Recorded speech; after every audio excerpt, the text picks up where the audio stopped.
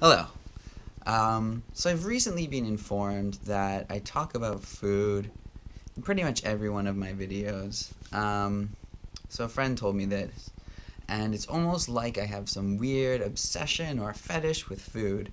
So in the interest of expanding topics here, today we're going to talk about.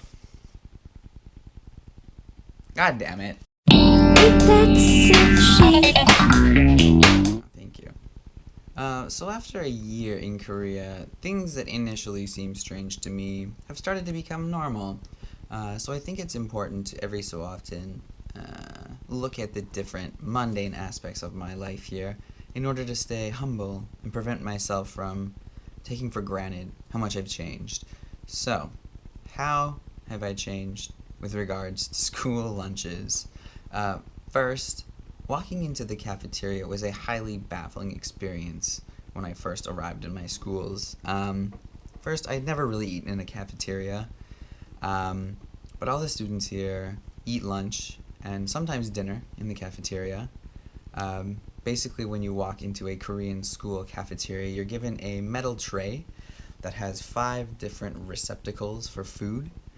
Um, and essentially, filling these with the foods can be almost like some sort of skill testing quest, um, where you're not told what goes where, and you really just have to guess. Unless there's somebody in front of you who you can watch, it's pretty much just blind luck without that person. Um, as a result of this, I have, on many occasions, made mistakes, which people have been kind enough to point out to me.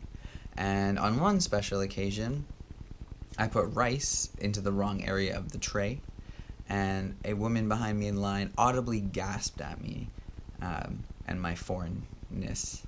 Um, After gathering all your food, you have to sit down, which can also be a little disorienting as you're not sure who it's appropriate to sit next to. Can you sit next to the principal? Who are these people? I don't know. Generally, my strategy was to sit down next to the people who had recently begun eating, as it's customary in Korean culture to wait until all the people around you are finished eating, and then you can leave. So on more than one occasion, this ended with everybody around me being finished eating, waiting for me to finish eating, um, and them telling me to slow down, but me still feeling like I was inconveniencing them. Long story short, my social awkwardness has increased dramatically being a foreigner in Korea. Um, I like to think that people just look at me and say, well, oh, he's foreign, so it's okay. He's simple. Watch him pick up tomatoes with a chopstick. He fumbles. Um, so the lunches themselves are amazing 95% of the time. And I'll show you some pictures. Now I'm going to full screen these pictures, but they were taken with my phone on my camera phone. My camera on my phone. So I apologize for the brief drop in quality, but we will return to 1080 penis soon. The 1080 penis. There's over 9,000 penises. Oh God. We will return to higher quality footage momentarily. So every meal comes with rice and kimchi, of course. In the pictures where there is no kimchi. I've probably deeply offended the people sitting around me. There are usually a ton of vegetables in the side dishes. The various meats in these foods are dumplings, pork, odang, which is a fish cake, sometimes fried chicken, sometimes half a chicken with honey mustard sauce, and they give you plastic gloves to eat it with, which is awesome because some of these foods are incredibly difficult to navigate with chopsticks. Foods like prawns or fish or crab are remarkably difficult, and the amount of shells and bones that I now consume in an attempt to seem less awkward, less fumbly with my chopsticks, has risen dramatically in Korea. Sometimes you get no meat and there's tofu or egg. Essentially, these are just really well-balanced meals. So as I said, 95% of the time, these meals are beyond amazing, incredibly delicious meals. But what about that 5%? What is that? Well, while I love Korean food, there's sometimes in Korean cuisine culture where they do something that I like to call tricarbing. So tricarbing is when you receive 3 or more carbohydrates in the same meal, on the same plate. So with every meal in Korea, rice is given. Rice is a non-negotiable part of a Korean meal, I've found. When you don't take rice, people tell you that you need rice. Or if you don't take enough rice, people tell you that you need more rice.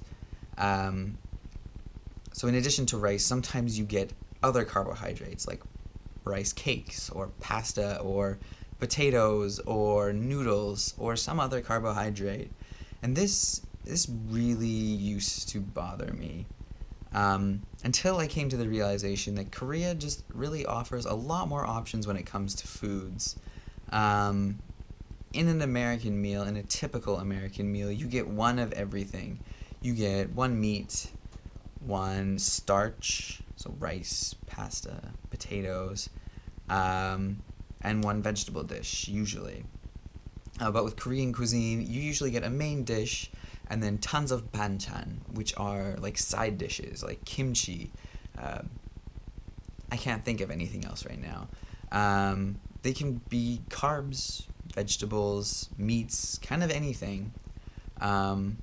So why does this happen? Other than just being a random cultural difference, I think the foundation of the use of so many carbohydrates in a meal comes from Korea's history. So, only a few decades ago, Korea was an incredibly poor country. It's really amazing and remarkable and a little bit unbelievable to think that this country that I live in was only a few decades ago considered a third world country, where Korea now is just so developed, so modern. It's really kind of mind-blowing to think back on it, the amount of change that must have happened. But as much of the populace was poor, I believe that many carbohydrates were used in many dishes in order to stretch them out, to make them more filling. You can see this in foods like mandu, the Korean dumplings, where on the outside they have dough and on the inside they have egg, but they also have rice noodles on the inside. So you're getting 2 carbohydrates in the same little piece of food. I think that this is because carbs are cheaper, usually. They store longer, and they fill you up faster. Whereas meats and vegetables, typically more expensive, don't store for very long, don't keep for very long. Many of the vegetables that are traditionally eaten in Korea are either fermented, like kimchi, or pickled, or salted. And I think this is in order to preserve them for longer. It's the same reason why your grandparents, who grew up in the Great Depression, use things like Jell-O in everyday foods, not everyday foods. And they keep candy dishes and drawers full of marbles and bits of string and other strange oddities. I think the reason for this is that these are relics of a bygone era where you had to hold on to everything, stretch everything out, make it last. I think that these people understand what it's like to be hungry, what it's like to need, and what it's like to go without in a way that most of us in the first world cannot even come close to fathoming. Living through this sort of situation, I think, has a profound effect on the way you process the world and on your psychology. So decades later, it seems like a great idea to stretch out a meal by including lots of noodles or rice or even Jell-O. So while Korea is now a much more advanced country, the habit of using so many fillers, so many carbohydrates in dishes dies hard and continues to thrive in Korean society. This is changing, however, as meat consumption in Korea is now rising to kind of resemble American standards of meat consumption. With this increased consumption of meat comes many risks, like increased rates of stomach cancer and other diseases. But I will digress before this video becomes very depressing. It's just another interesting cultural difference that I'm kind of piecing together with my limited knowledge of the culture, the history, and the food. So who knows how true any of this is. But yeah, thanks for watching.